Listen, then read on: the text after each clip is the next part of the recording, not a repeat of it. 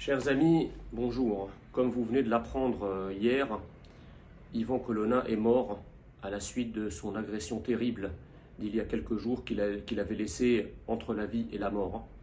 Son agresseur, comme vous le savez, est un individu radicalisé, détenu particulièrement signalé pour radicalisation.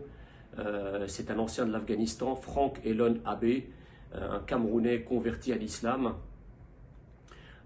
qui avait bénéficié au sein de la prison d'Arles, où il était détenu avec Yvan Colonna, de libéralité incompréhensible au regard de son statut, puisque malgré sa dangerosité avérée, cet individu avait été laissé à moitié libre dans la prison, puisqu'il bénéficiait du statut d'auxiliaire d'étage qui lui permettait d'aller et venir dans la prison, de pouvoir aller dans les cellules, de pouvoir aller dans les lieux de vie communs comme les salles de sport.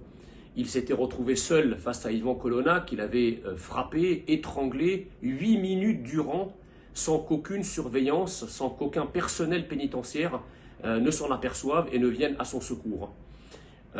Moi j'ai une question aujourd'hui. Alors on nous dit il y a eu dysfonctionnement. Mais s'il y a eu dysfonctionnement, qui est responsable? Qui a été sanctionné? Dans un pays démocratique, une démocratie moderne, les sanctions seraient tombées immédiatement. Le ministre de la Justice, qui est patron de l'administration pénitentiaire, aurait eu des comptes à rendre. Le patron de l'administration pénitentiaire, le directeur central de l'administration pénitentiaire, aurait eu des comptes à rendre.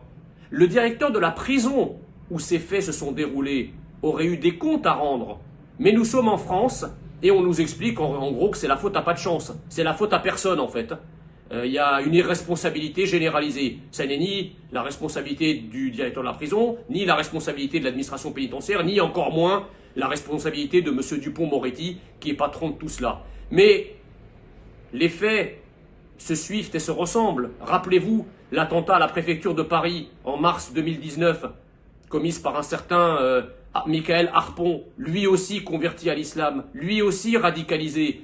Personnel de la préfecture qui rentre et qui tue 4 personnes, dont 3 policiers, à l'intérieur de la préfecture de police de Paris.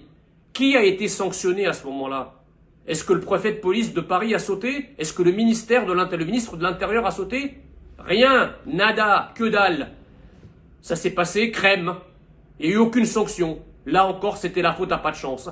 Nous avons donc un système antinational dirigeant la France qui considère que tant que les actes ne concernent que des Français, c'est la responsabilité à personne, ça passe crème, personne ne doit être puni, personne ne doit être renvoyé, personne ne doit être démissionné. Mais attention, dès qu'une petite racaille se casse un ongle dans une course-poursuite avec la police, là, immédiatement, les policiers sont démis de leurs fonctions, la préfecture est mise en cause, ils sont traduits au tribunal, le banc et l'arrière-banc des médias progressistes se lèvent et se soulèvent pour expliquer les violences policières, le système de violence et de contrôle aux faciès, blablabla, etc., etc.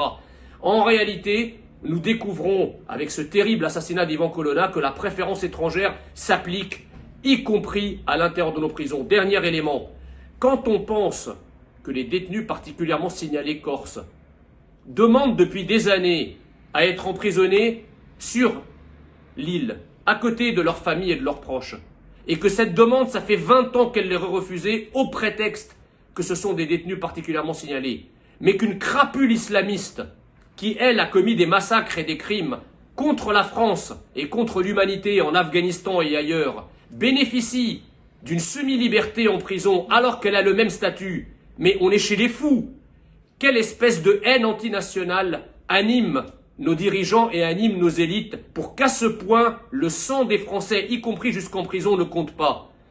Alors, si vous voulez que ça change, il faut qu'en avril 2022, vous alliez voter pour le seul candidat national qui changera tout ça et qui rétablira la France au sommet de la France, qui rétablira l'amour et la préférence de la France au sommet de la France, c'est-à-dire Éric Zemmour. Vive la République et surtout, vive la France.